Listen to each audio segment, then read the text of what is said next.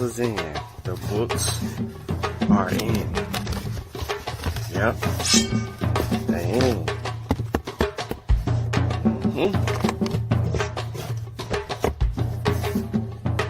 They're here.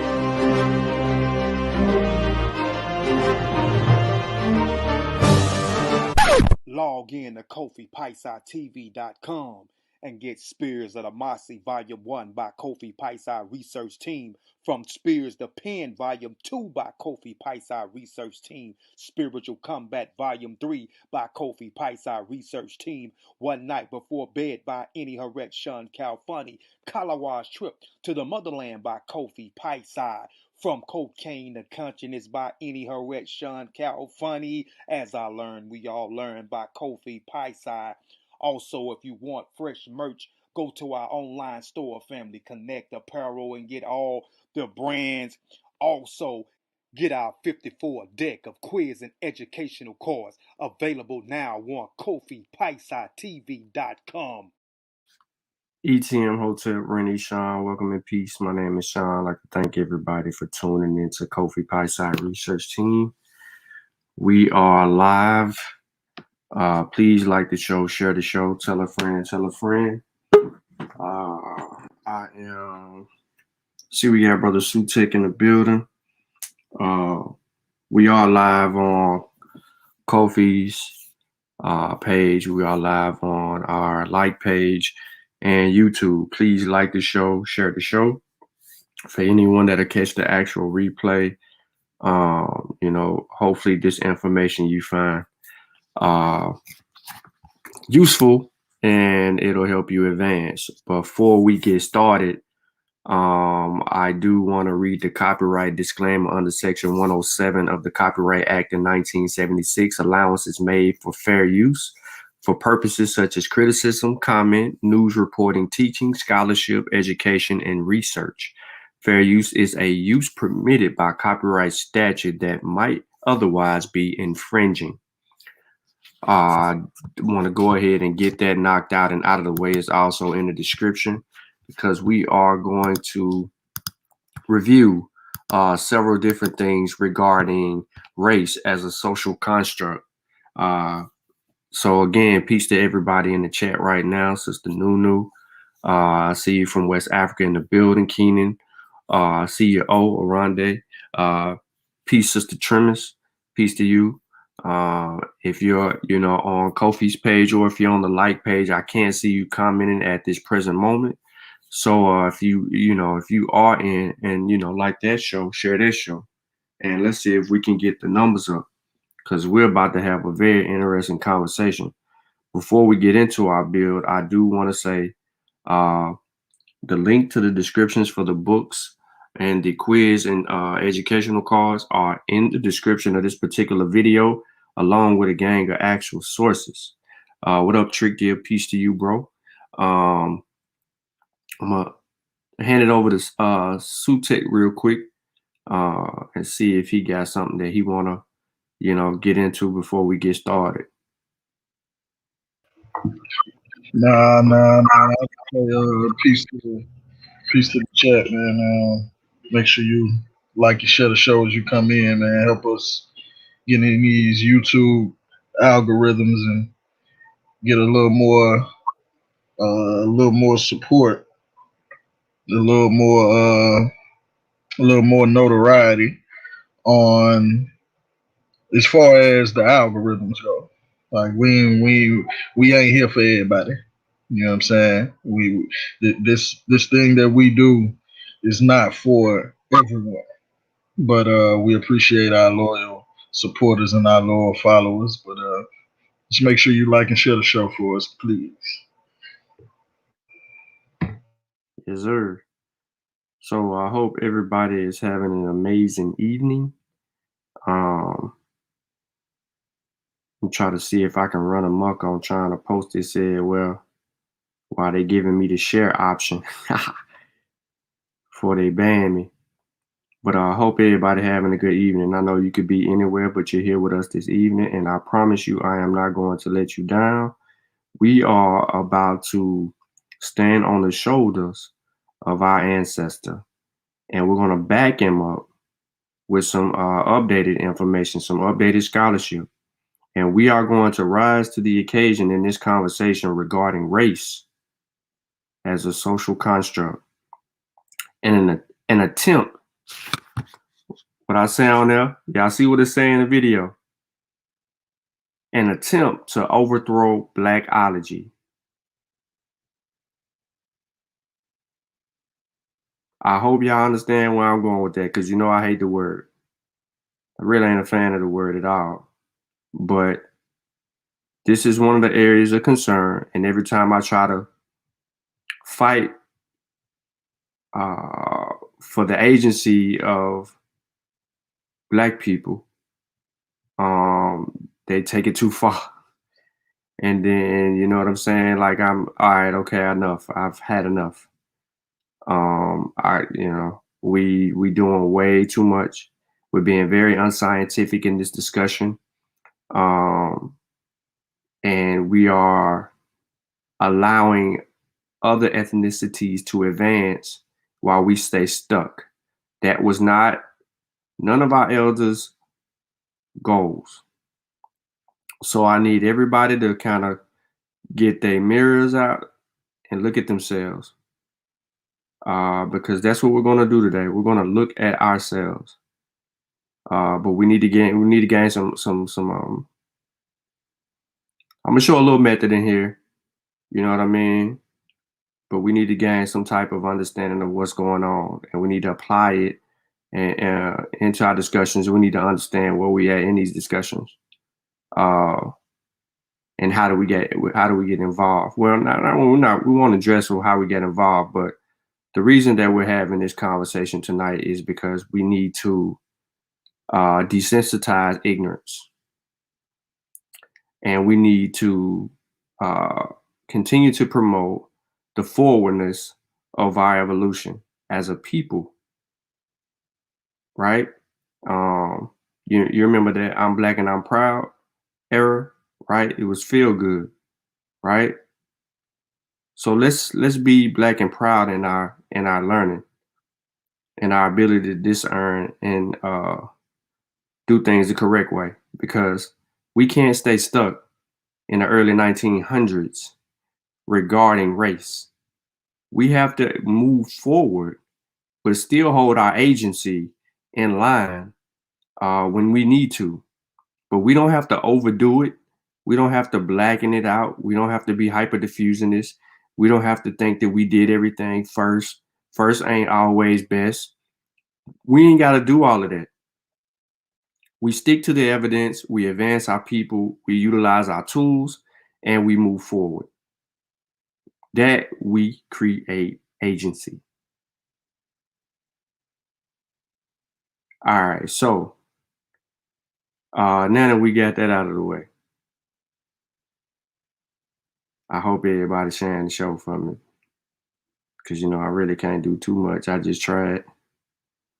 Think I'm gonna get blocked in a minute, but let's have some fun. So I hope everybody's having a good evening again. I do see we got some people liking it on Facebook. I see somebody's on Kofi's page. We got 3 people on the research page, and then we have our viewers inside of the chat. Let's get our people in here. Peace, Dave. I see you in here, Zane. You know what I'm saying? I see everybody here. Let's build. All right. So what we're going to do first is we're going to try to properly define race. I'm going to share my screen. I'm going to go to an actual article that I put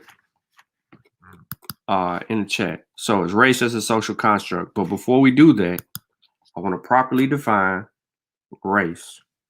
All right.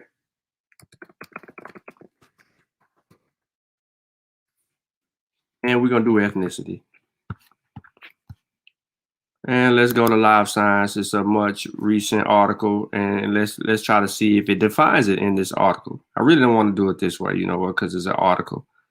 And it's going to go, I knew it was going to do that. It wasn't going to give me what I needed. All right, so let's look for definition of race. We can do this. We can use Wiki. All right, race and ethnicity in the United States Census. Nope, don't want to use that. So let's do it like this. Let's do it one by one. Let's do race. And here we go.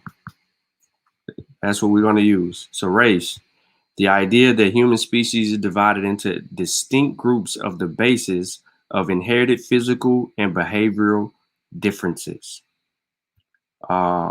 Race, Wikipedia, is a grouping of humans based on shared physical or social qualities in the categories generally viewed as distinct by society. The term was first used to refer to speakers of a common language and to denote national affiliations. By the 17th century, the term began to refer to physical phenotypical traits.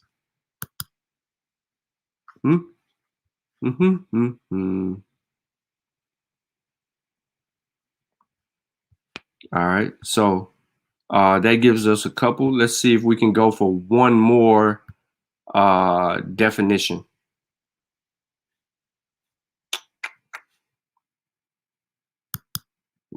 Just want to find one more. So we got 3. Race and anthropology. All right. Okay. I don't want to use this garbage.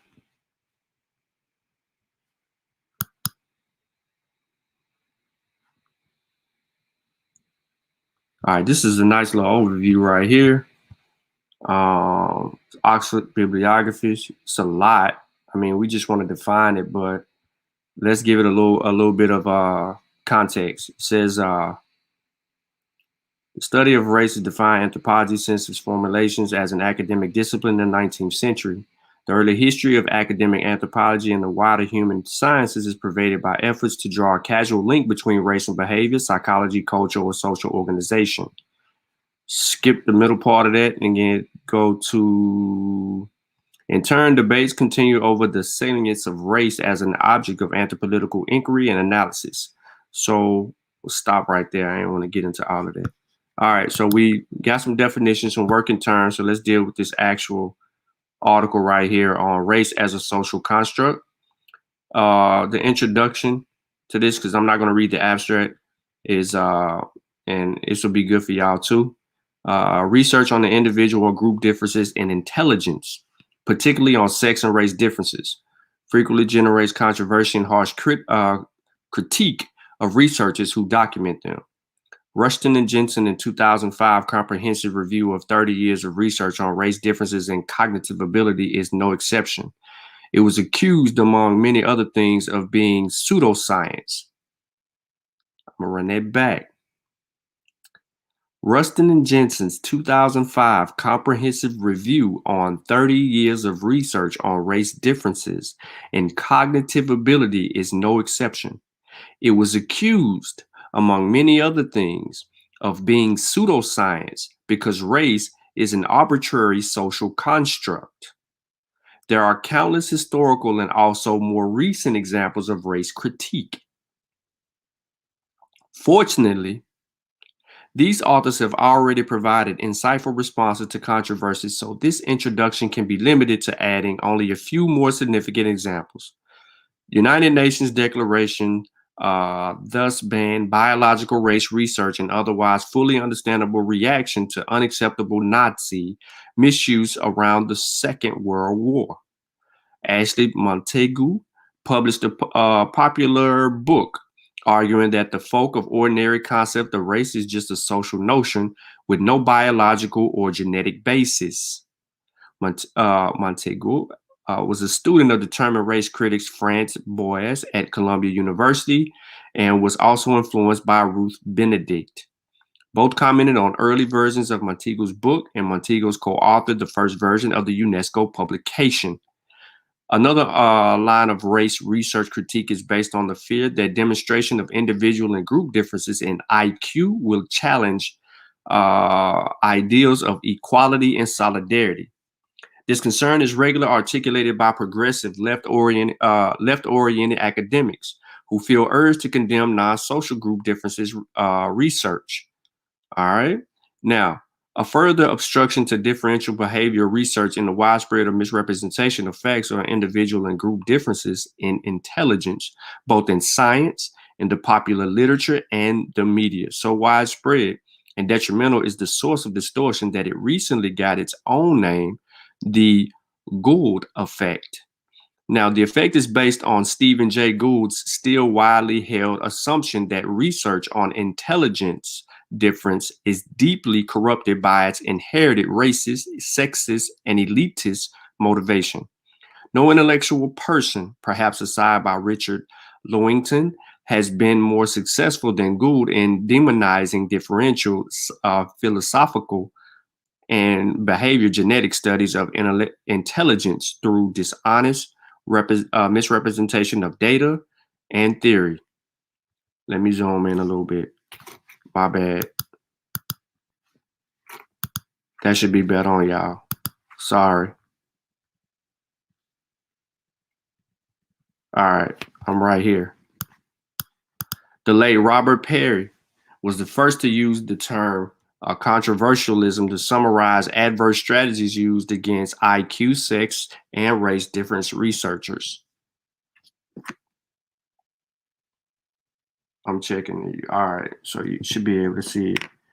Again, y'all like the show, share the show. Let's get some people in here before it get interesting.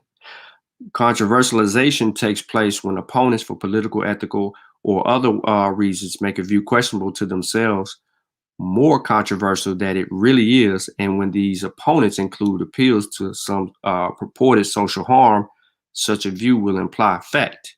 It's often conflated with value in controversialization process. I'm gonna stop right here because we're going into a nice article right here. Segue, National Geographic's April 2018 race issue. Remember, the Amara Squad talked about this. We put the magazine up all over the place. I got the actual magazine somewhere in my garage in the Tupperware that I need to get out. We told people to get it. However, it looked like this, right? Had this black dude on there. There was another one with the some sisters, one black, one white. And people went crazy about it. So it says here, published, and this is pretty much up to date actually.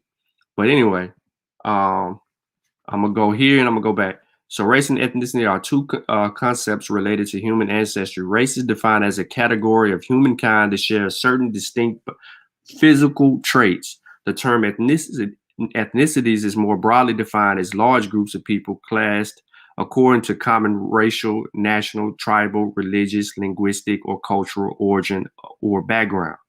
Race is usually associated with biology and linked with physical characteristics such as skin color or hair texture. Ethnicity is linked with cultural expression and identification. However, both are social constructs used to categorize and characterize seemingly distinct populations. Genetics and race. Neither race nor ethnicity is detachable in the human genome. Humans do have genetic variations, some of which were once associated with ancestry from different parts of the world. But those variations cannot be tracked to distinct biological categories. Genetic tests cannot be used to verify or determine race or ethnicity, though the tests themselves are associated with an increased belief in racial differences. Though race has no genetic basis, the social concept of race still shapes human experience. Now, racial bias views social exclusion, discrimination, violence against people from certain social groups. In turn, racial prejudice confers social privilege to some and social and physical disparities to others, and is widely expressed in hierarchies that privilege people with white skin over people with darker skin. Now, National Geographic's 2018 article Race Issues serves as an illustrated example of global scale controversialization of race research. In its distribution to 6.5 million readers, National Geographic not only questions the existence of race differences, but accuses all who find them anyway of being racist, who harm minorities and pervert public politics.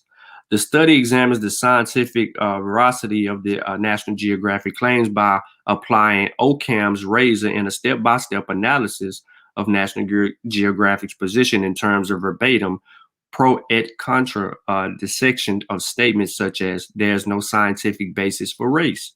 It's made up label. Races do not exist because we are equals. The concept of race is not grounded in genetics, etc.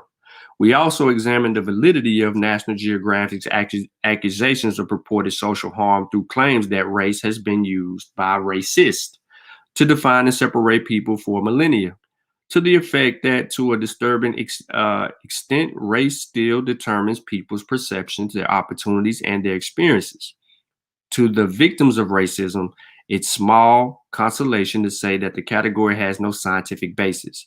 We finally consider the implications of National Geographic characterization any scientist who report that he or she or prior should have known are non-existent race differences as racist who, one, is blinded by the illusion that race as such determines vital human trait differences. Two, who uncritically infers racial superiority, and three, who caused inexcusable social harm throughout centuries to individual minorities and societies.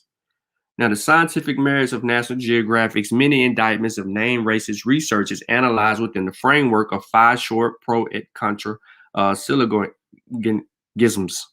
each dealing with central, if partly overlapping aspect of National Geographic's general and specific critique. The societal implications of existing race differences are finally discussed.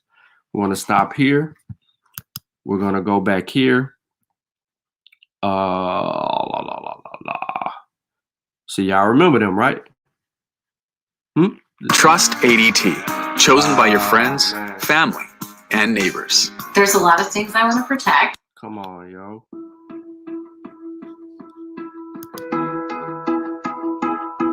My name is Marcia and I'm 11 years old. My name is Minnie and I'm 11 years old. When they see us together, they don't believe that we're twins. They don't believe us, like they're like, oh really? I never noticed that. Like I thought you just friends. Because we're a different colour. Racism is where somebody judges you by your colour and not like by your actual self. I think racism is a negative thing because sometimes it can hurt people's feelings. Just because you're different colour doesn't mean that you have to change the way you are just to be like someone else. If the world has to say anything about us, then if it's going to be a rude comment, then don't bother say it. I would say just don't listen to them. Just ignore them, pretend they're not there. If it's going to be a nice comment, then go ahead. I'll tell them to not like the people say don't judge a book by its cover, don't judge other people by their looks, because there could be something totally different on the inside. If you're happy with the way you look, then you should stay the way you look. Just be yourself. All right, so y'all remember when I think Wujal posted this, right? We posted this before. We came out with the magazines. He didn't tell people what it was or anything like that. He tried to play everybody that didn't know anything about it, right? But these two are sisters. And you saw in the video, I'm trying to get back to it, where the father, the mother, and they were all right here, right? So Amanda and Michael, the parents of these two kids, right? She had these babies, yo. One came out white, one came out black. And they are the parents.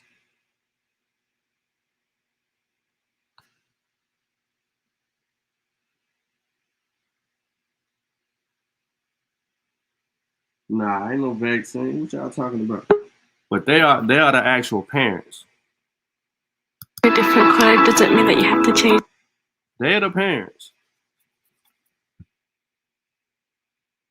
So all y'all can try to figure that out.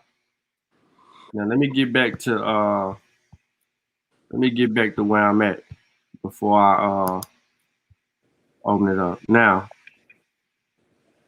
syllogistic analysis. First, syllogism is Samuel Morton's reprehensible model racist with a fixed definition of race. Let's see what he says. Samuel Morton is the father of scientific racism. All right. I need to know that. Samuel Morton is the father of scientific racism.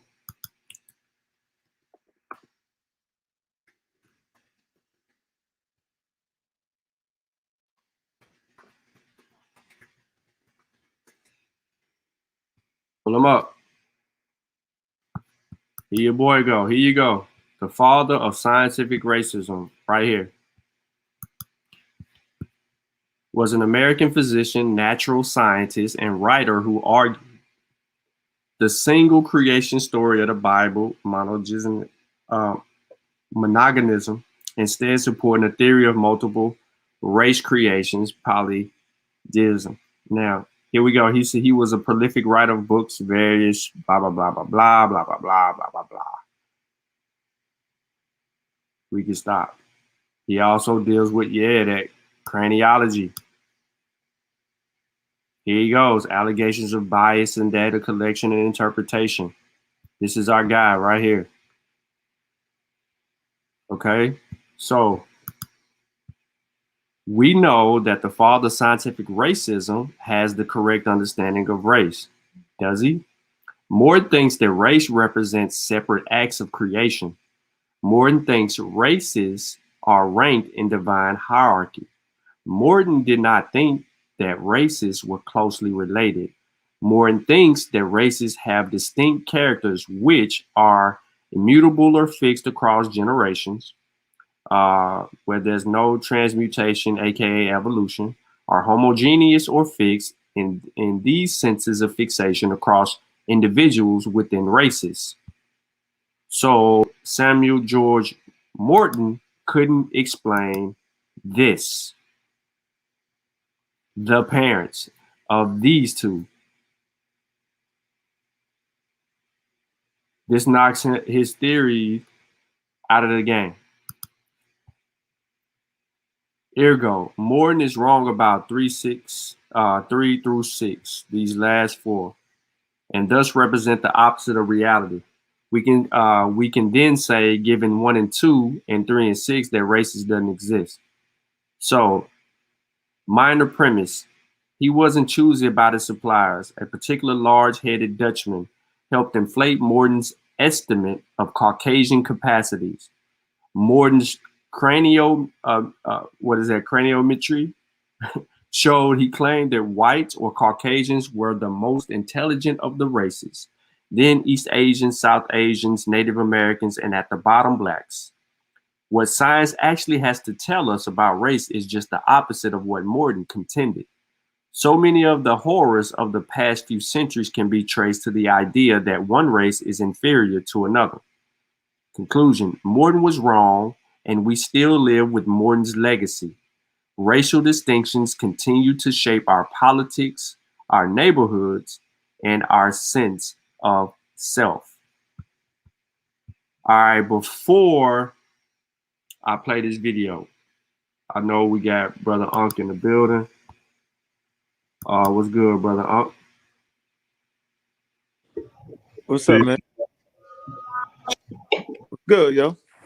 Cooling, bro. Cooling. Just getting into the lecture, bro. Just getting into it. So, okay, so you showed what they call the father of racism was, right? Correct.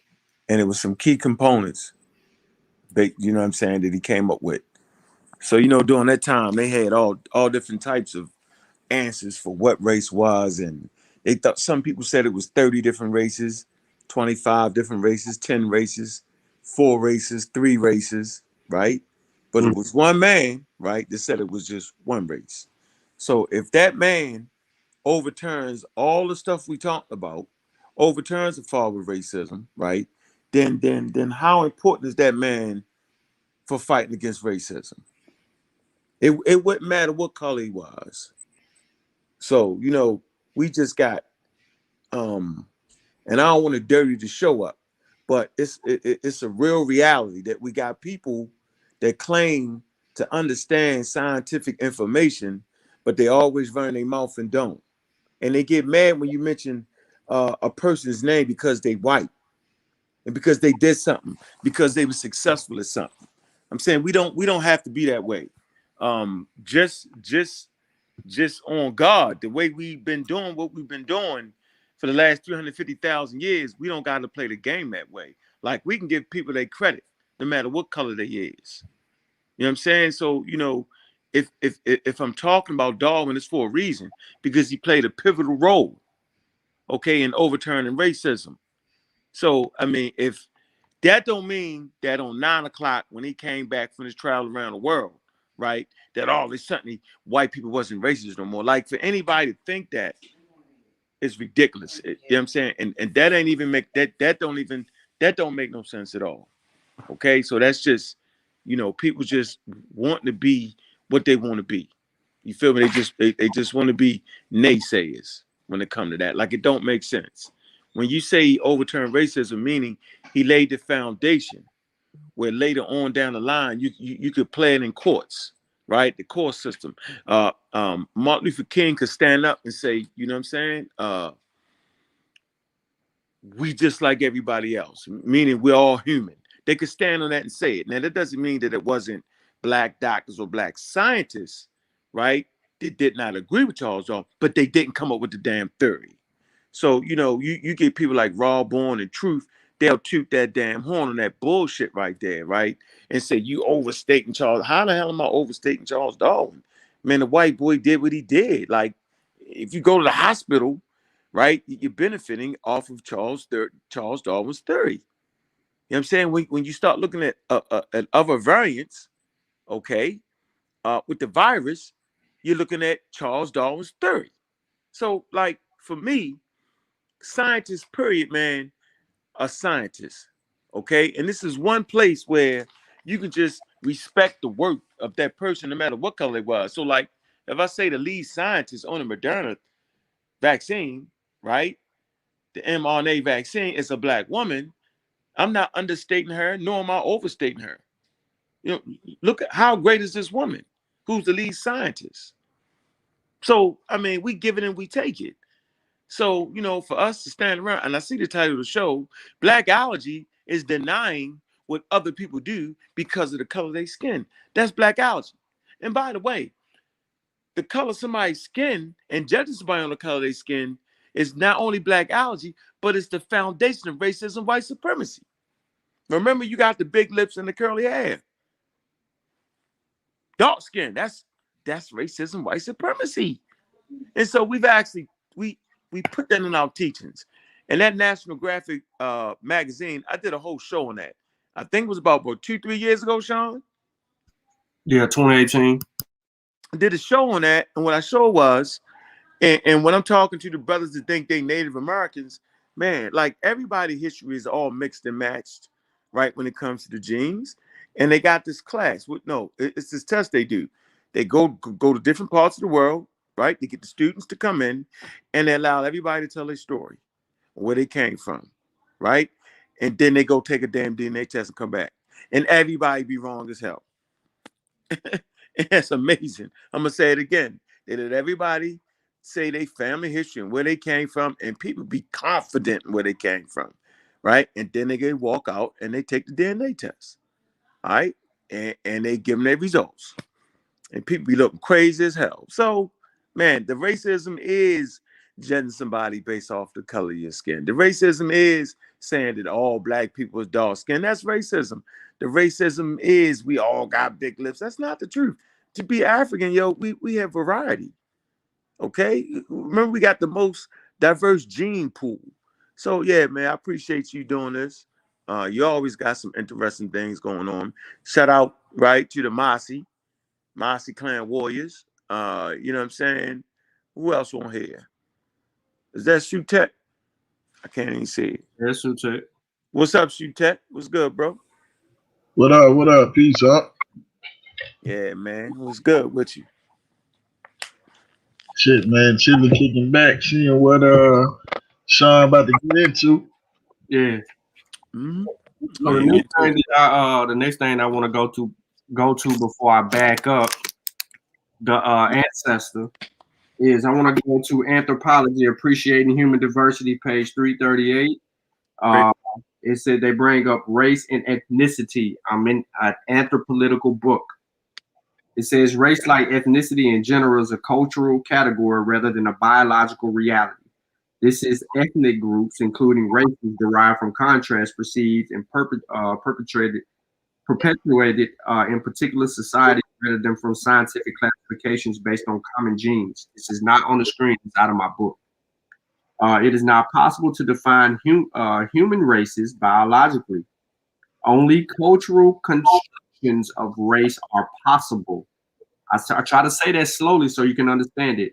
Only cultural constructions of race are possible, even though the average person conceptualizes race in biological terms.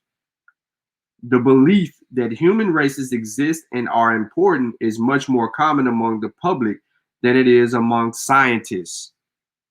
Most Americans, for example, believe that their population includes biologically based races to which various labels have been applied.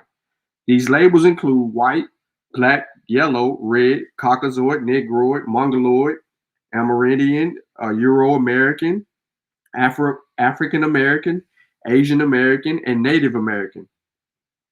And I'm going to stop right there because I want to get into something that we all need to pay close attention to.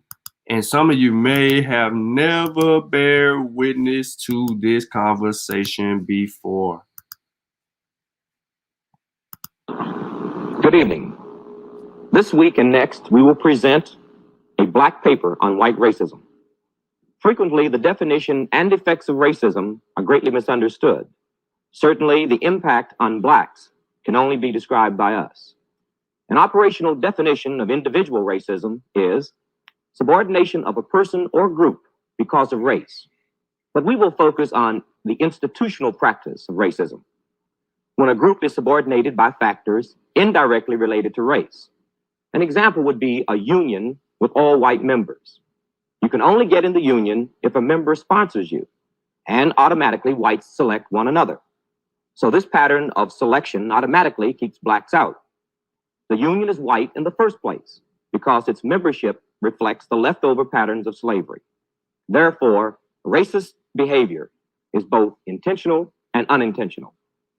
Our institutions mostly involve unsuspecting individuals who are part of a racist pattern.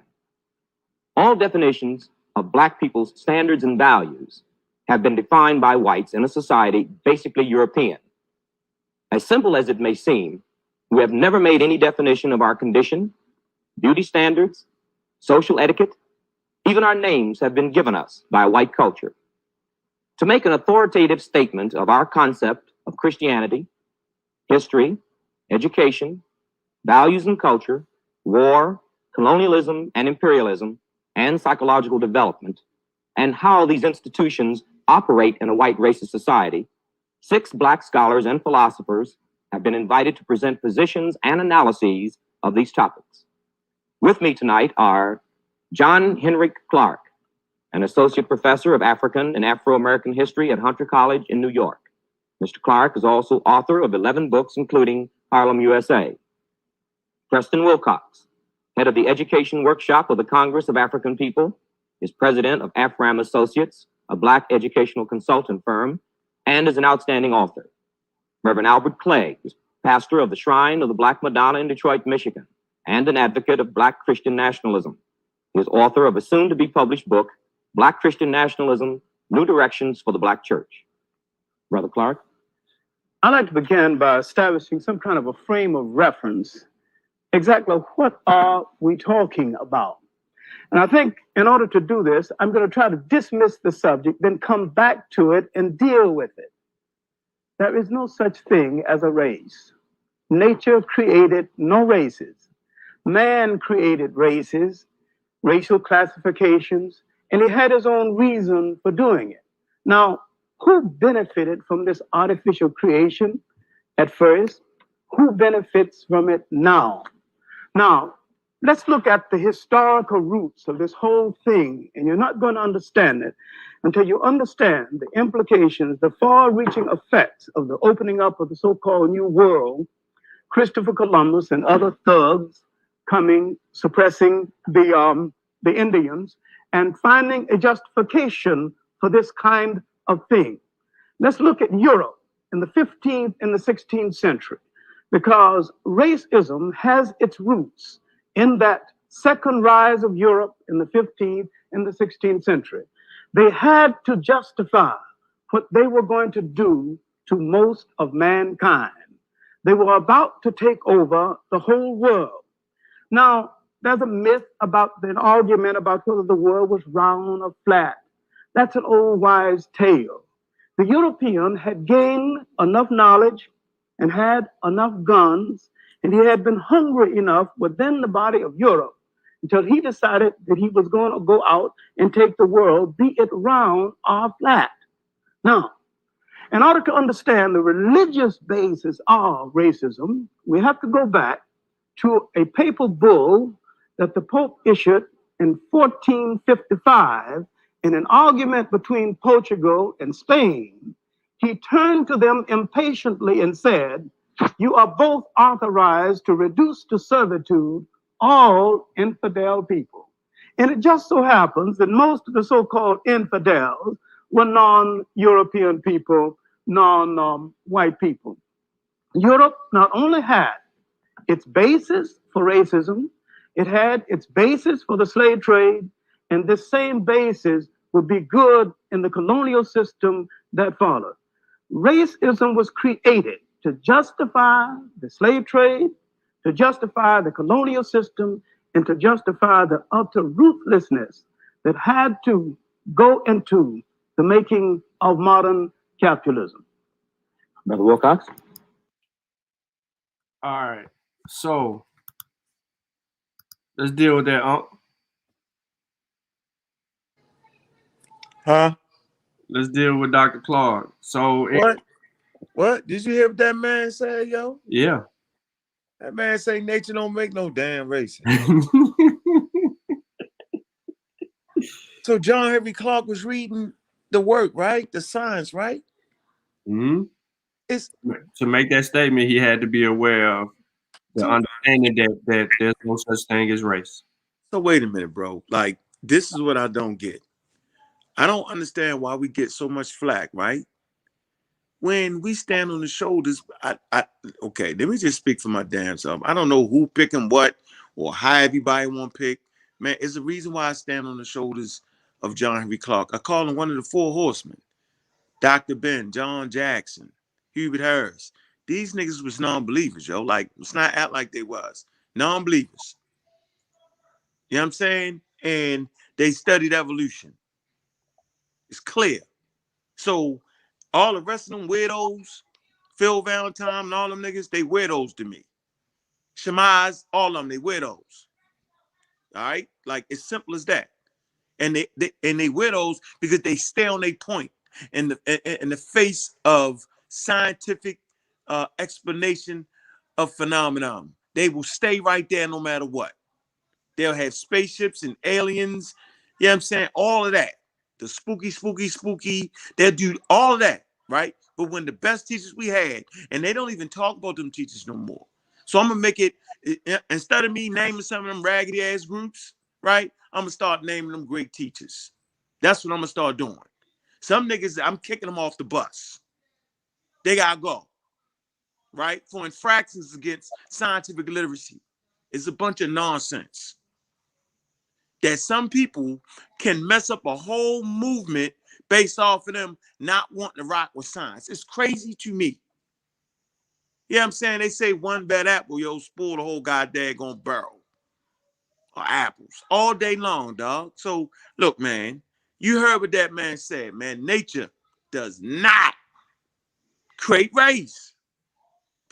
Come on, man. This niggas reading the work, man. They all up in the science. So who the hell do you think they was reading? Come on, man. You gotta stop it, yo. All right, so I want to come to back to the my anthropology book.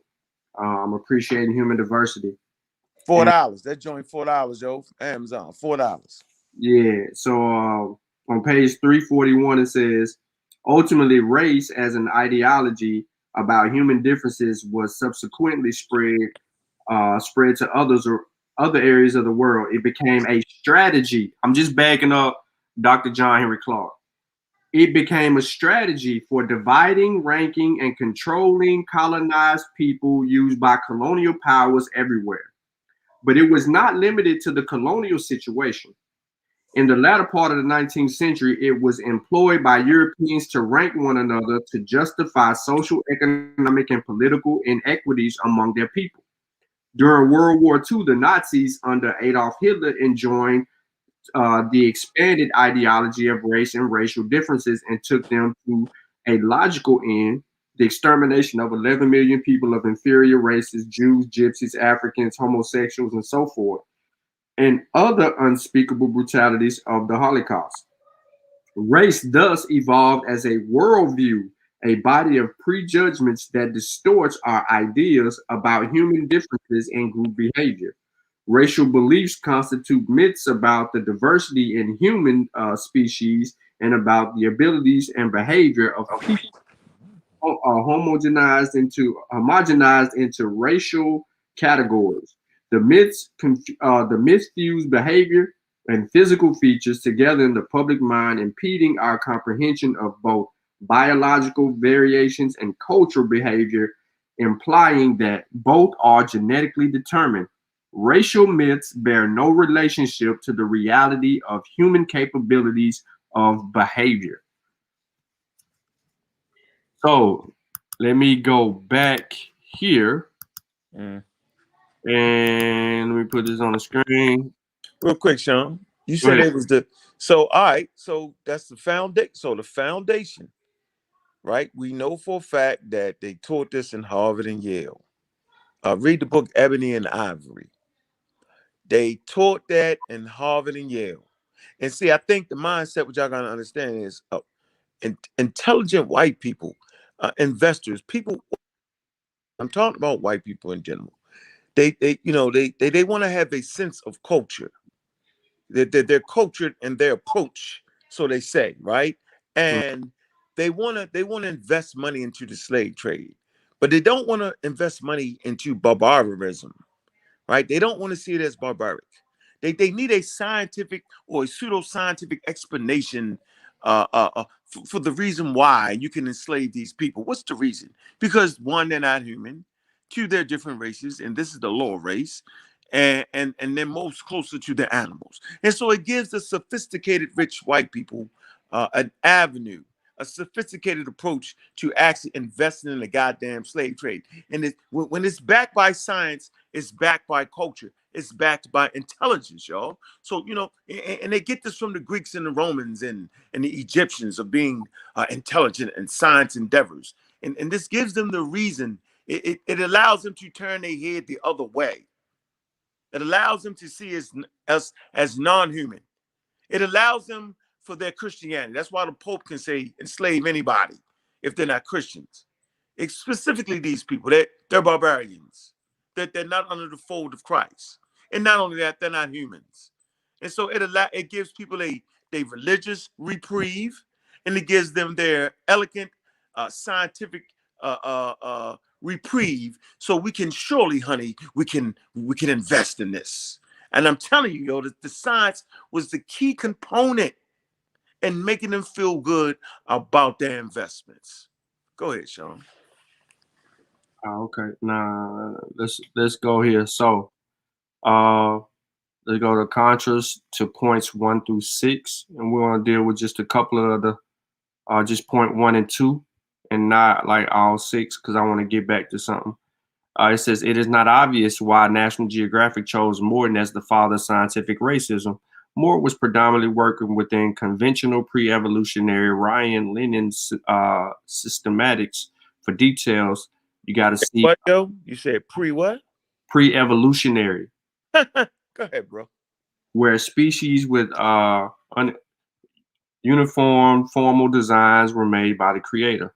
Members of species, except in the case of natural varieties such as sexes, differed only due to direct effects of the environment.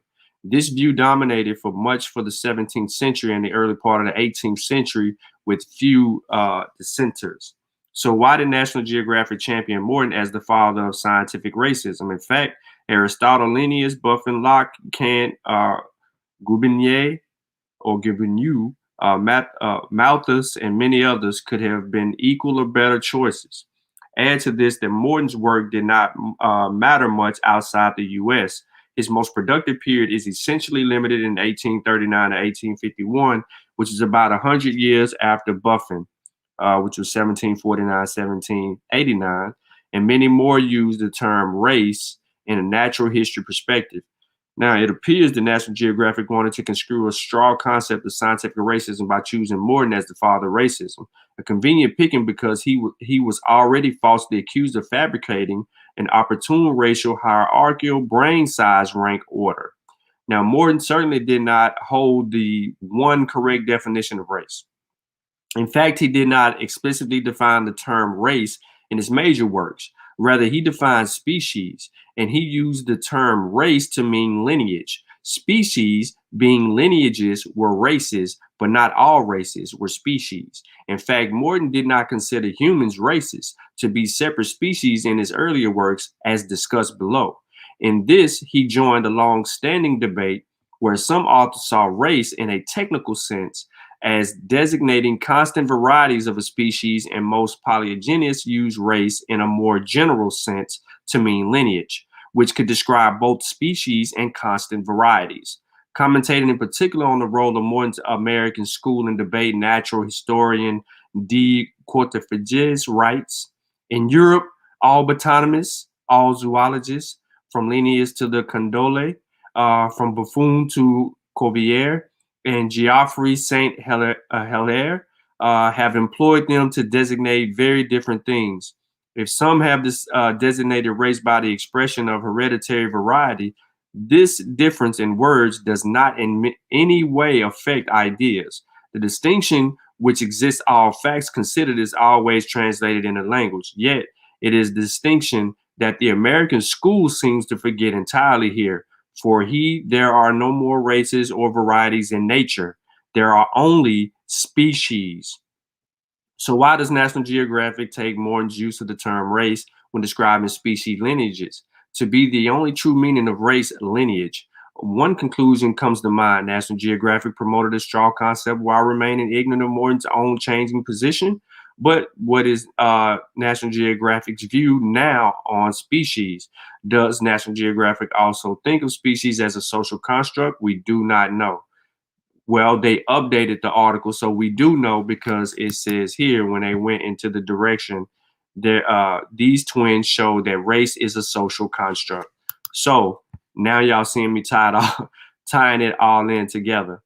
All right, so are species created or selected? In Joshua Clark Notes' book, Types of Mankind, we find Pritchard quoted for saying, the meaning attached to species, its natural history, is very definite and intelligible. It includes only the following condition, namely separate origin and distinction of race, evinced by a constant transmission of some characteristic, peculiarity of organization. This definition accords in fact with the dominant Ray and Lenin's systematics of the time.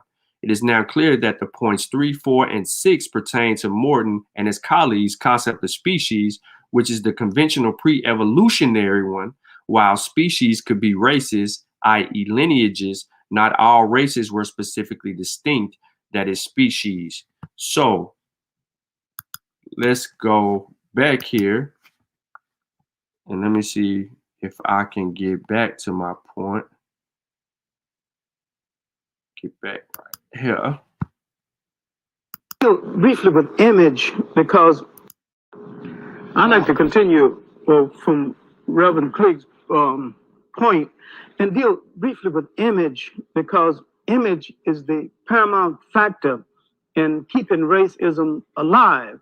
Now, exactly when did the Christian church become become white, in as much as Christ is described in early literature as being swarthy and having hair like sheep's wool, and that's surely not a Caucasian's hair. The first image of the church, the first image of the Madonna was the Black Madonnas, and these Black Madonnas were very prevalent in the churches of Europe. Up until the 16th and the 17th century, there was no white Madonnas in the churches of Europe. And some of the churches of Europe to this very day have Black Madonnas. All right. At what point did Christianity become all white? And at what point did Christ become a blonde, blue-eyed person that hangs in your churches, and with a haircut and a uniform, he'd probably be a good Nazi? All right. One thing the Jews seem to have forgotten is that the picture of Christ, as in present-day literature, is an insult to them, because there's nothing particularly Jewish about him, physically or otherwise. All right. Now, another thing we're going to have to look at seriously is that when the Europeans projected themselves out into the broader world, they not only colonized most of mankind, they colonized the teaching of history itself. And gradually, so many things Black became white. I'd like to just say one little word about when did Christianity become white.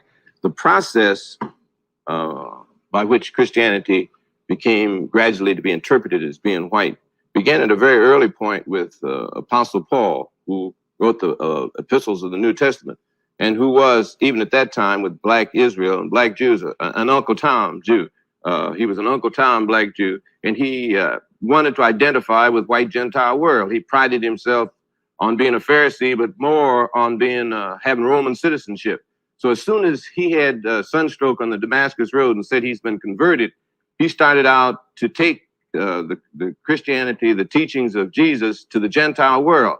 Now, he could not take the revolutionary teachings that Jesus had actually taught, because Jesus was a zealot, and they were engaged in revolution. I mean, open revolution. He was one of the zealot leaders at that time. So he couldn't take that to the Gentile world. So he had to make an image, a symbol out of Jesus on the cross, which was compatible with the heathen symbolism of the Roman and Greco-Roman heathen world. So he made Jesus a kind of a heathen symbol that he could take to the Gentile world. And the whole writings of the Apostle Paul tend then to destroy the basic African background of Christianity and to make it compatible with the Greco-Roman heathen world. So it began there. But the actual identification of Christianity as being a white religion didn't really take place until the 14th, 15th, 16th centuries, when the pictures were being painted and paid for by the Catholic Church. At that point, white people had decided to declare Black people inferior. And so the whole concept of Jesus being Black, or the Madonna being Black, was unacceptable to white people at all. A whole new type of slavery was beginning to emerge. The old type of slavery in Egypt, Joseph was a slave who rose to be second only to Pharaoh. A whole different concept of slavery. You were a slave only in the terms that your labor was taken. But gradually the white man declared that anyone who was non-white, who was enslaved, was declared to be inferior, therefore had a whole different kind of existence. So the whole gradual thing was a part of the slavery process that Dr. Clark mentioned, a part of the betrayal of the Apostle Paul, and a part of the fall of Jerusalem and the fort, and where Jews were scattered all over the world. We have to remember one thing I think is very important, that the white Jews that we see today have no bloodline connection with the Jews of the biblical period. They were converted to Judaism in Europe and in Russia. They were converted and have no bloodline connection with the Black Jews who make up the biblical Israel that the Bible writes about and of which Jesus was a part. Well, what happened to the Black Jews? The Black Jews are still in existence. They're Black Jews in America. They're Black Jews all over Africa. They're Black Jews in Palestine. They're Black Jews everywhere. Diane's daughter complained not more than 2 years ago that Black Jews had moved on either side of her house, and therefore her property had depreciated in Palestine. Black Jews had depreciated her property. Jews had moved directly from Palestine to India, and the community celebrated its 1900th anniversary or something, and they had white Jews who had immigrated from Europe and Black Jews who had originally come from Jerusalem at the fall of Jerusalem, had an uninterrupted straight line of connection from the fall of Jerusalem to India. All over the world there are Black Jews. But the Zionist Jews who had been converted to Judaism have taken over the control of the definition of what Judaism is, as white people do with anything. If they come into it, they take it over and define what it is, as you stated in your introductory statement. So we have to remember that white Jews, when you see them on the street, are not the Jews of the biblical period. And that sometimes confuses black people who ought to be black Christian nationalists. All right, so Trash. correct. I did that on purpose.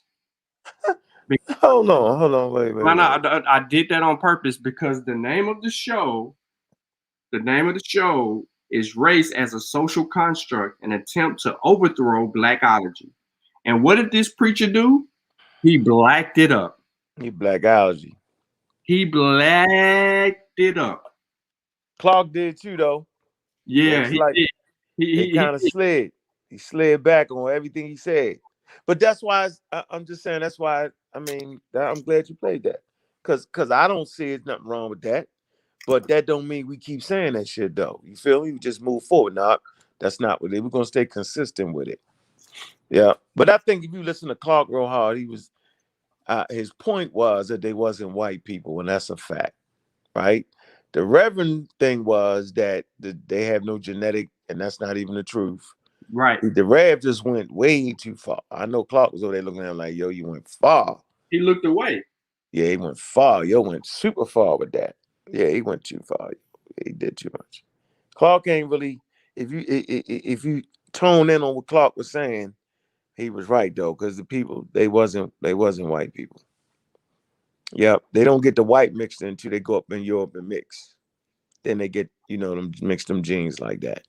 But before that point, they wasn't. They was like Asiatic, brown skin. It was that. Yep. So Clark, he's straight, but the preacher, yeah, he did too much, yo. Man, he said they were black everywhere. Yeah, he went crazy. He went Blackology 101. The Paul, then how is he a reverend? Then he messed up Paul. Paul, you can't even interpret Paul like that. It's hell. Most of the books is attributed to Paul. You take Paul's works out, you ain't got no New Testament. Think about it. You got the Gospels. That's just 4 books.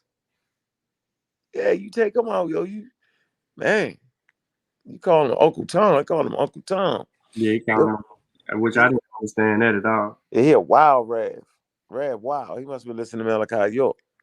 Something like that. He wild out. All right, so I'm gonna bring it back to the Anthropology book again.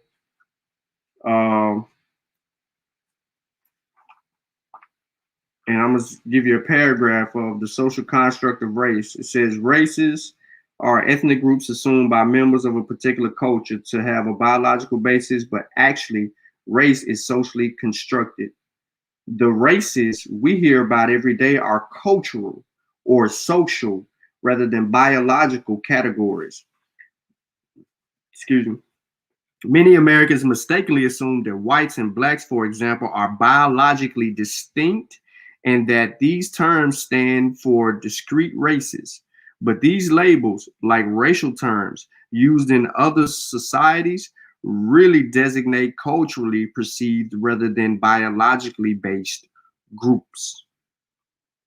So, how is race culturally constructed in the United States? In American culture, one acquires his or her racial identity at birth as ascribed status, but race isn't based on biology or in a simple ancestry. Take the case of a child of a racially mixed marriage involving one black and one white parent. We know that 50% of the child's genes come from one parent and 50% the other.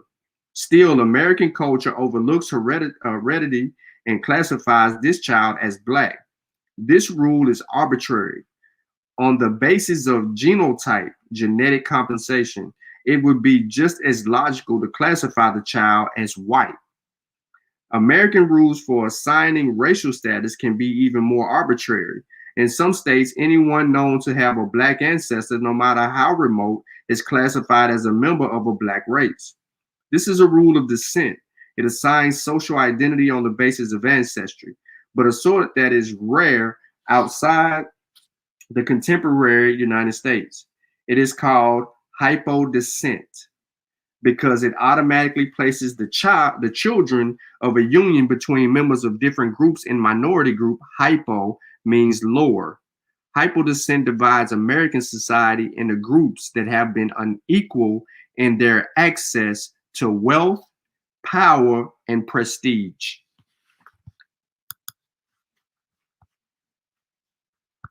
All right, so I'm going to give it back to Dr. Clark. And let's see how he responds to the Reverend regarding what was just said. So I think he's coming up.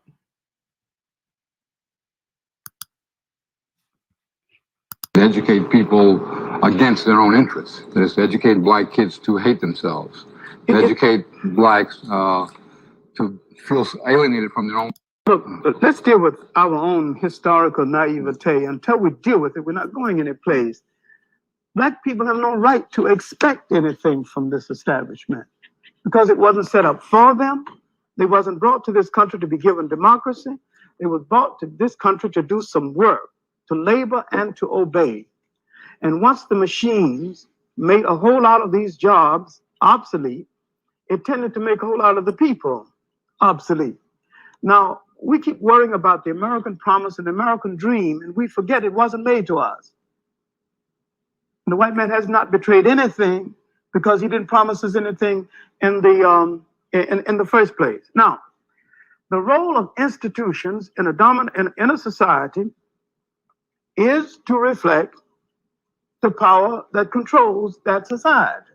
So we have American institutions arrayed against us. And we naively expect these institutions to reform themselves, because if they reform themselves, that's tantamount to presiding over their own demise. I'd like to say one thing on that. I think the question you asked is how do the schools accomplish this? I mean, you were concerned about the process. I think we got to understand that there's no such thing as objective truth, which is implicit in everything Dr. Clark says, that white people use the institutions to accomplish white purpose. The white purpose is to maintain a power position and keep everybody else in a subordinate, powerless kind of position. Now that's the institution's purpose, and that's the way it functions and how it functions. And we got to realize then that everything that the schools teach is designed to fit into that purpose. The schools teach not objective truth, but what the white man wants to project as truth. Now that's from the very kindergarten right straight on through. For example, what? Sociology. Sociology is not a science in the sense that it's dealing objectively with the way people live together. It's dealing with the white man's pattern of living together as the norm by which we judge how other people live. If you live like white people live, then you're living the way you are supposed to live. If not, you're either primitive or insane as a people. Psychologically, it's the same thing. Psychology does not deal with any objective kind of discussion or development of how people live or analysis of how people function as individuals, but how does the white man function? If the white man does it this way, then this is the norm by which we judge all other people. If the white man is violent, then actually all people have to be violent to be normal. If you're not violent, obviously there's something wrong with you. You should be in an insane asylum. The whole pattern that's set up as a norm for human behavior by psychologists, the whole library full of it. Psychiatrists, everybody that's dealing with it is dealing with it from a white point of view. So they teach white children, black children and white children, to look through white eyes. From the kindergarten on, the black child is beginning to look at the world and interpret it through white eyes. Everything he is wrong. Everything that exists in his community is wrong. And we ought to declare that white music really is no good, that white psychology is no good. The white man either acts like we do or he's insane.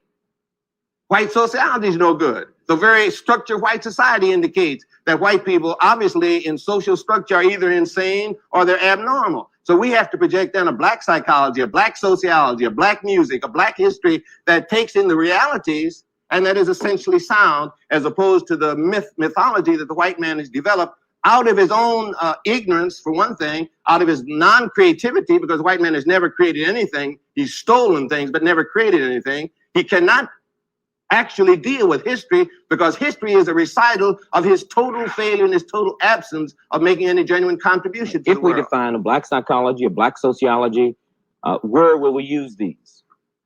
Where would we use? We'd use them first to unscramble our own mixed up minds. If we could understand that black psychology is the psychology that the black man has to have if he's going to escape from powerlessness in a white man's world. Now, the struggle. We need to look at what kind of societies did black people come out of? What happened before this interference? Now, we came out of basic pluralistic societies, but we came out of sharing societies where nobody was very rich and nobody at all was poor. Now, an African in these societies would no more kill a deer and say, this is mine, and he would fly, because he didn't think that way. He thought of all property as belonging to the total community. Now, we were brought into a society as slaves just at the time the concept of private property and capitalism was getting well underway with the backing of the church. Now, there is a clash between the values of, the best values of the society we came out of and the society that enslaved us. And too many of us are tied up with these values, the sacredness of private property. What is so sacred about private property? What is so sacred about one man taking upon himself more than he could use in a lifetime while people walking by this mountain of wealth starving? Nothing particularly sacred about this. And these things did not exist in these old societies until these old societies began to have internal differences, and the European came in, and the African naively permitted him to arbitrate an African family dispute until we understand that on sight, the African invited the European for dinner. That's the first thing he did.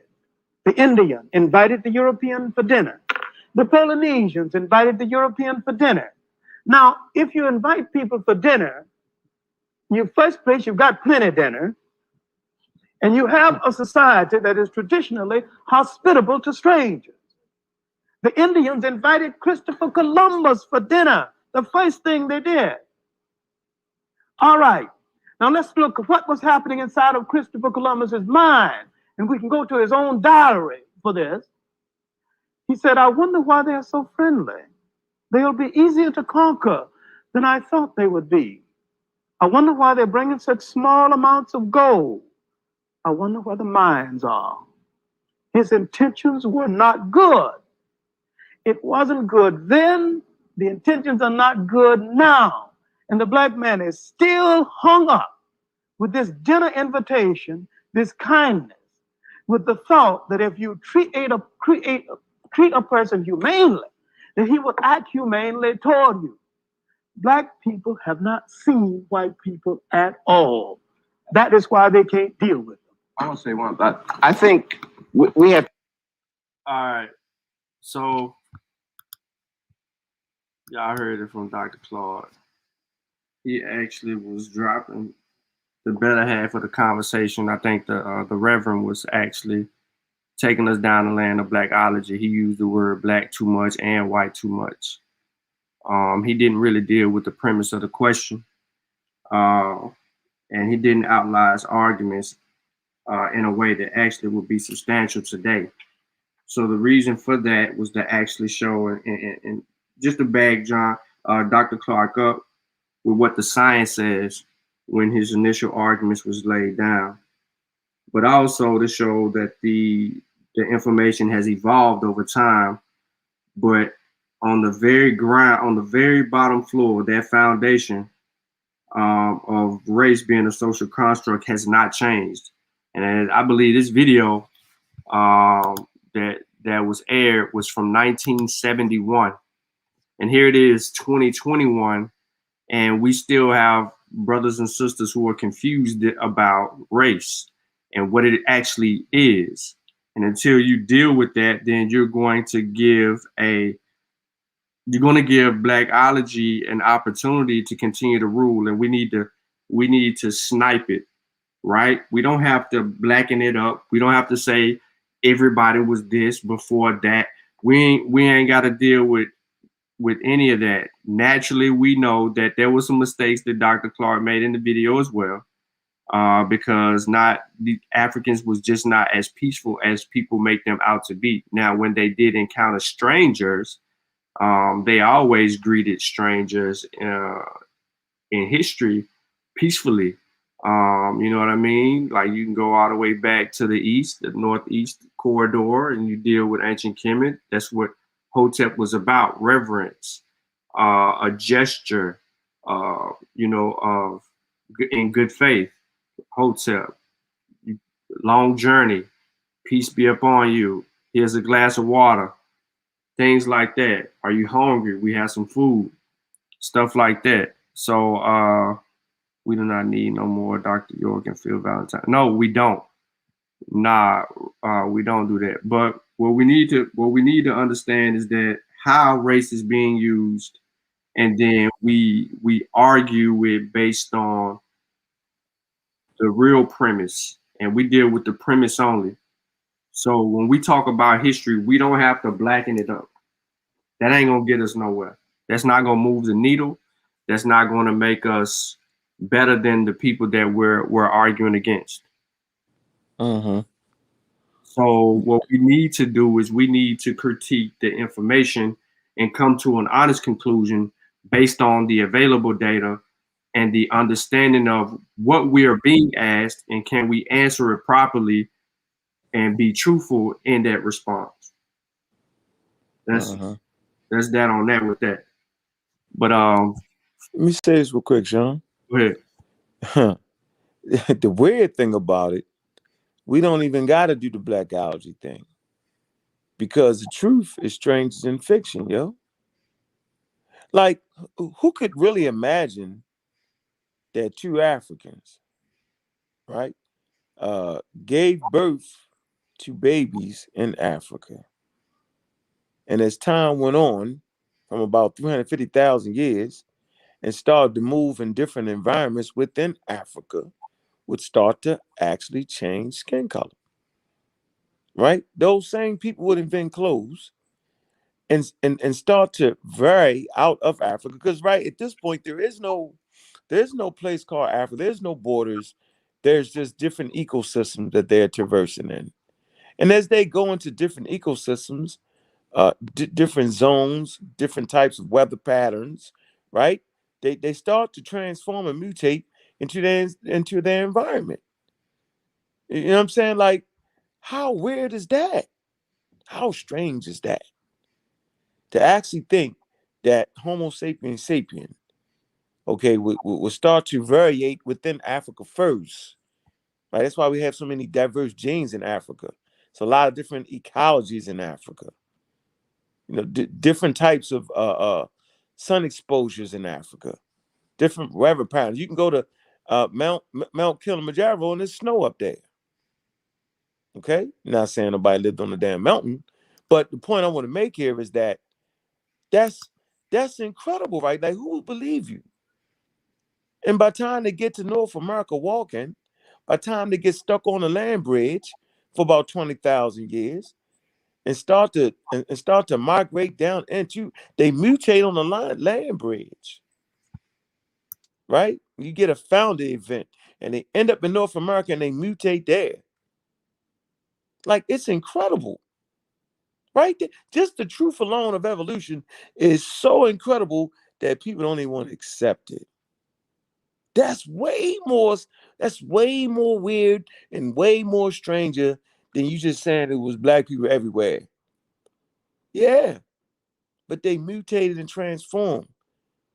Like, you know what I'm saying? Like, that's what I'm saying. Like, the real accuracy is stranger than fiction. Think about it. If people just stop for a minute and just think about it, and then think about your cousin, the chimpanzee, right? And think about the fish, tetralek fish. Think about that. Think about 350 million years ago. You feel like, think about that. That's what do you mean? How does a fish have an arm? A fish sure does. You can look at the fins. Same bones. It's great. It's crazy. So we don't want the truth. You know, Blackology is enough. When hell, the population anyway is they say African and non-African. And when they call you a non-African, they're simply saying that the mutation that occurred outside of Africa. But fundamentally speaking, we're all African. It's crazy. Just to know that fundamentally speaking, we're all African is wild. You don't even got to make it up. You just tell the truth. How great was these Africans?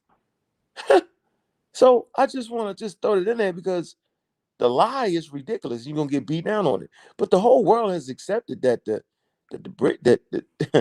the foundation of humanity is in Africa. Like, and this is what John Henry Clark and them was fighting against. They was fighting for that.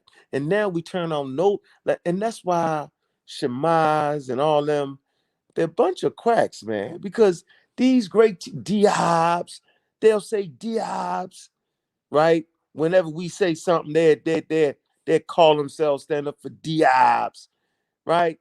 They won't mention Dr. Ben. They'll say read his book, maybe. John Jackson, they never murmur his name. Lord knows they ain't gonna never tell you about Hubert Harris.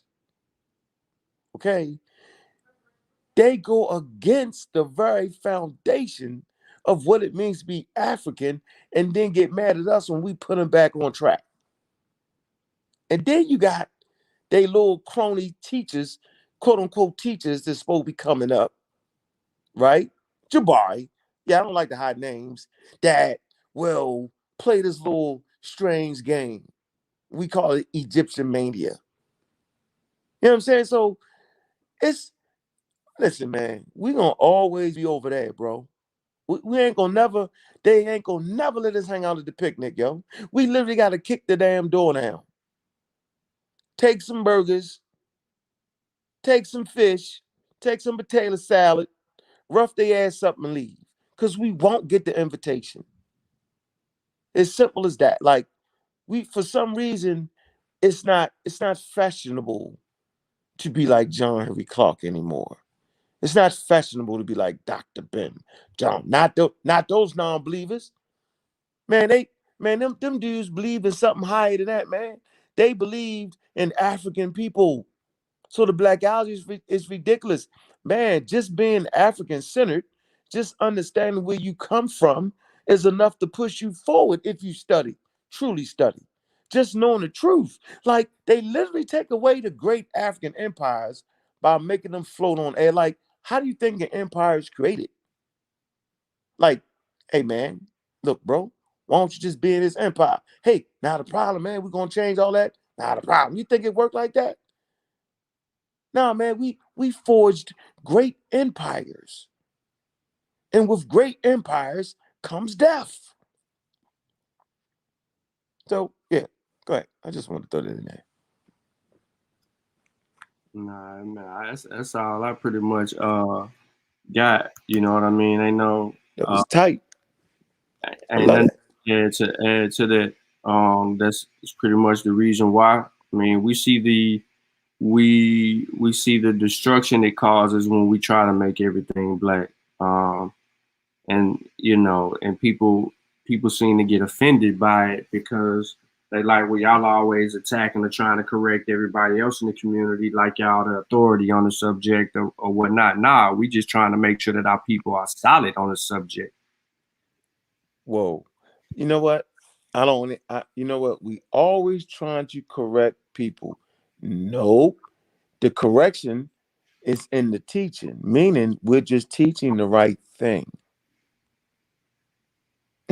Like, we're not trying to correct nobody. We're just teaching the right thing. You just see it as a correction.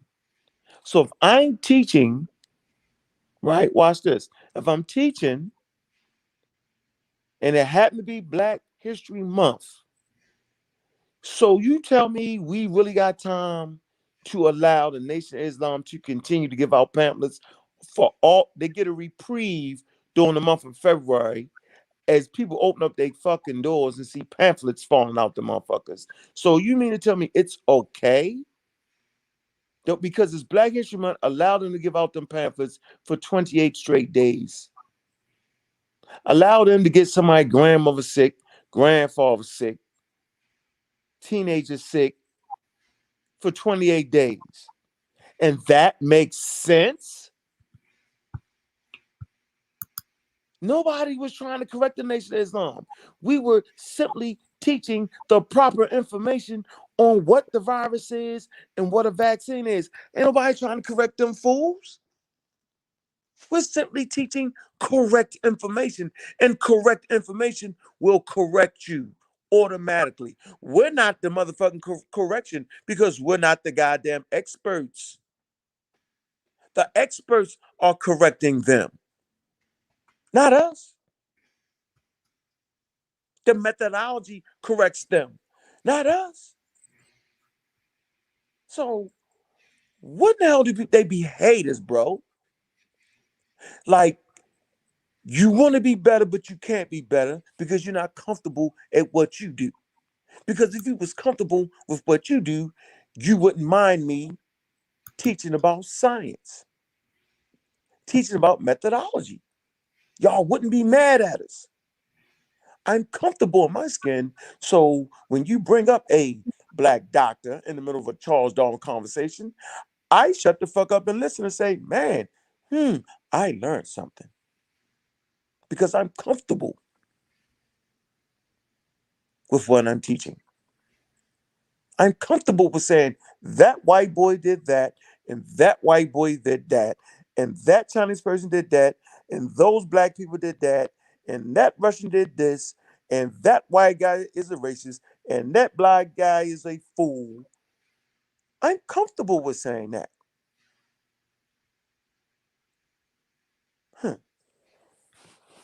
It's just amazing, bro. Like, it's amazing, man. And we try so hard, bro, just to be cordial. And y'all try so hard, you know what I'm saying, to follow my lead on being cordial with shit. I'm done with the cordial shit. Don't talk me to death. Like, really? Nah, man. Like, it's too hard, man. Like I know when it's just too hard. It's just too hard. It takes away from the spirit of what we doing. It you know, like, people get so invested in listening to us, right, at times, that when we start banging like that, they don't know, they don't realize, yo, it's TV. Don't worry about the individuals. Write down the information. Think for yourself. It's not even hard. Wait, Sean, can I ask you a question, bro?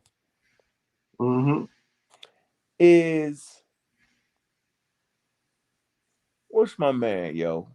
The white boy, the cult leader. Is Jim Jones a cult leader, yo? Yep. Did Jim Jones teach in the mosque? Nah, he ain't teaching them out. You're lying. Dude, I gotta put the picture on the screen share. He taught in the mosque, man. Go on. Wait a minute. Is Scientology a cult? Yes. Is L. Ra Muhammad's books sold in the mosque? Yeah, they are.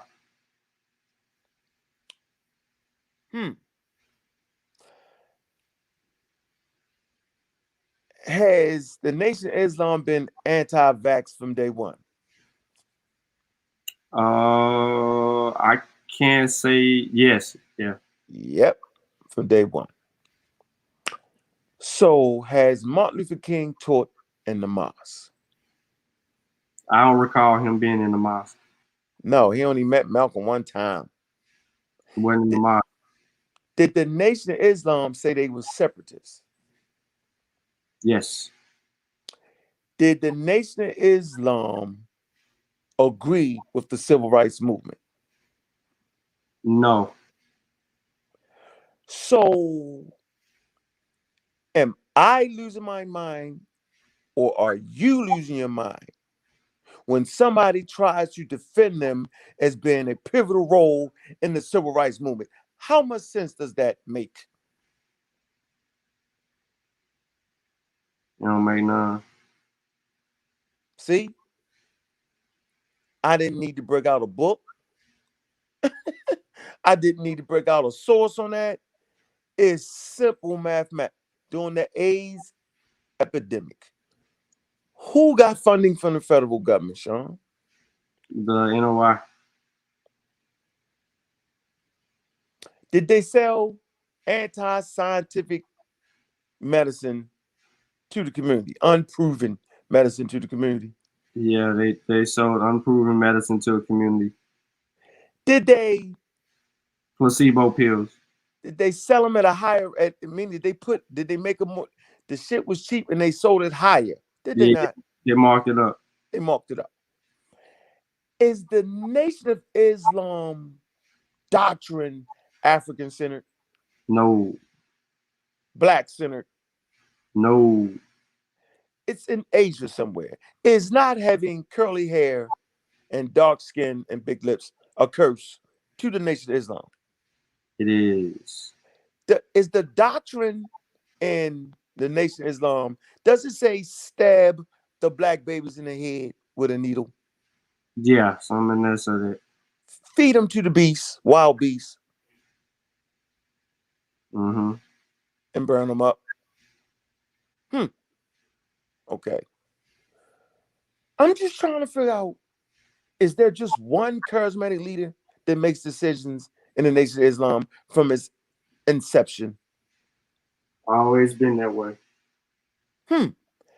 So absolute power absolutely corrupts. Is this not the ruling human behavior?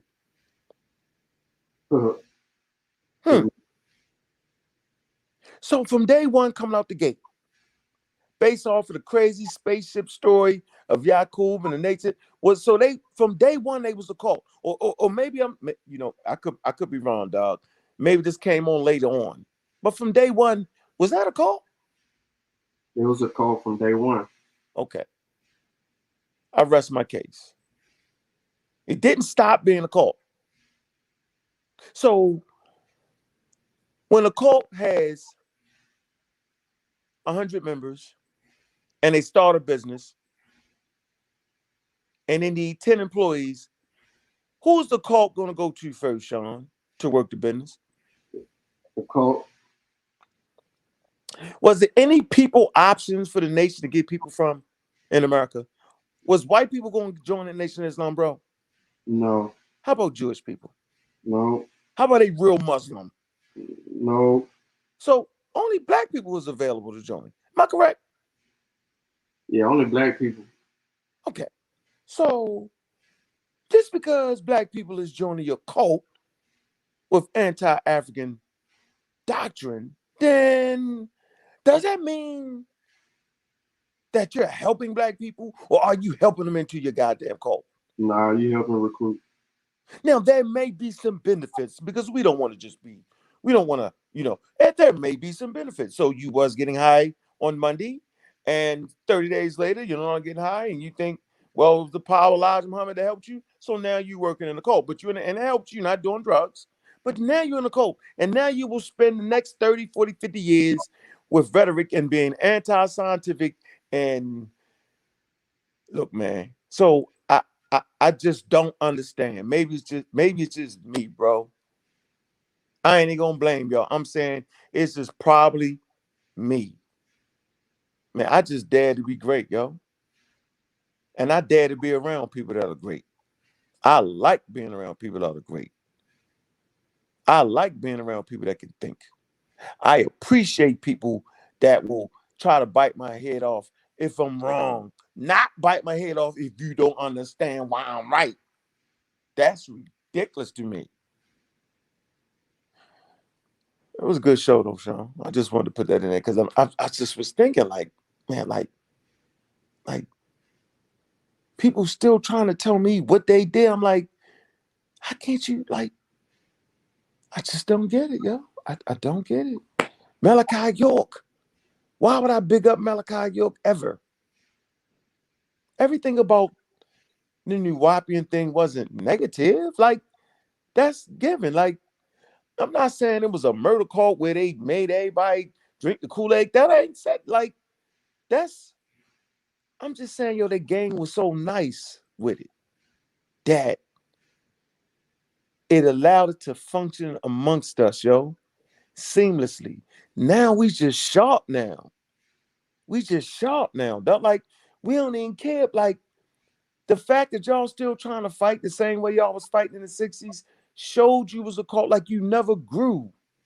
The fact that we in a health crisis right now, you know what I'm saying? Black people dying more readily by the hands of coronavirus and getting more sick more often. And the fact that y'all can't change y'all stance on it, yo. Like, dude, we don't need groups like that around us.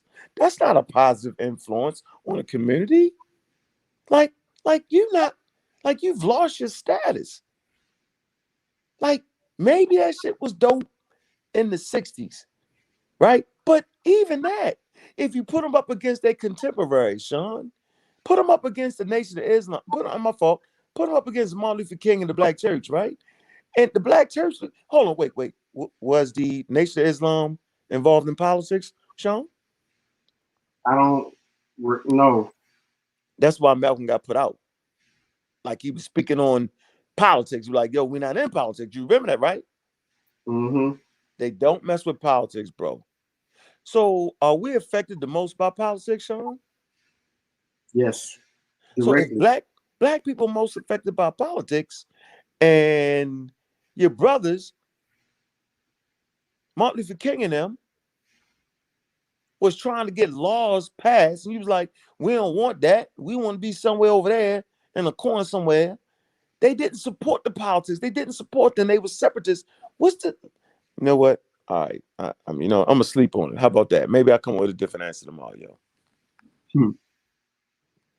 Yeah, I'm going to sleep on it, dog. Yeah, I got some serious thinking to do, bro.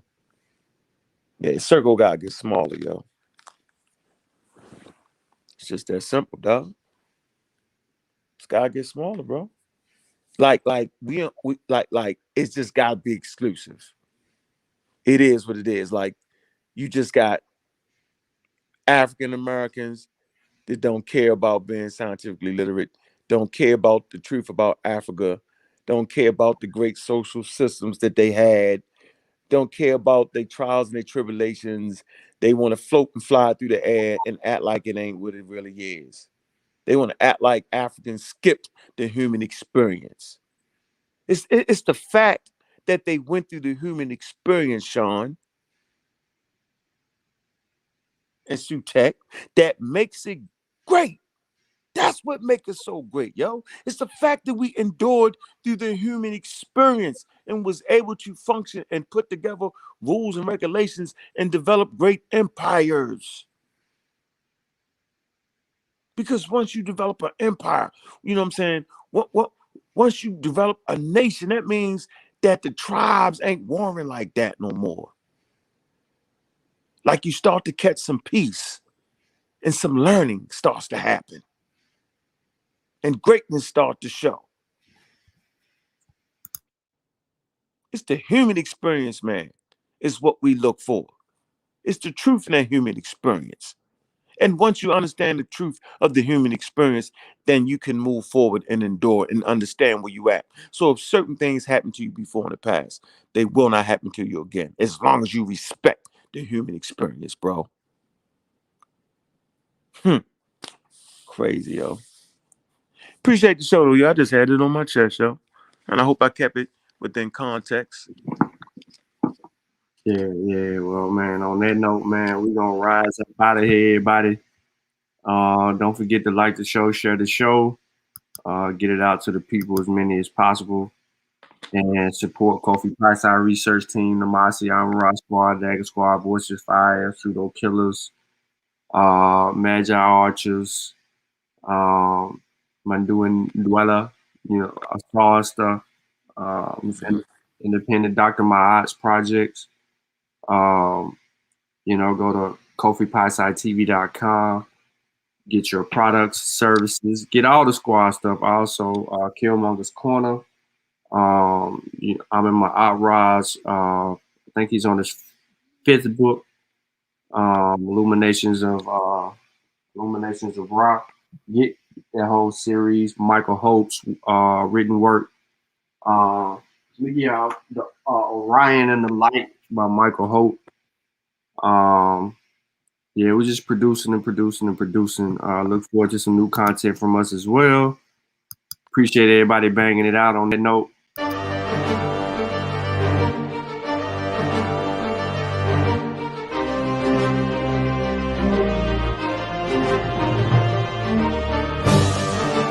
Log in to KofiPaisaTV.com and get Spears of the Mossy Volume 1 by Kofi Paisa Research Team, from Spears the Pen Volume 2 by Kofi Paisa Research Team, Spiritual Combat Volume 3 by Kofi Paisa Research Team, One Night Before Bed by Any Haret Shun Calfunny, Kalawa's Trip to the Motherland by Kofi Paisa, From Cocaine to Consciousness by Any Haret Shun Calfunny, As I Learned, We All Learn by Kofi Paisa.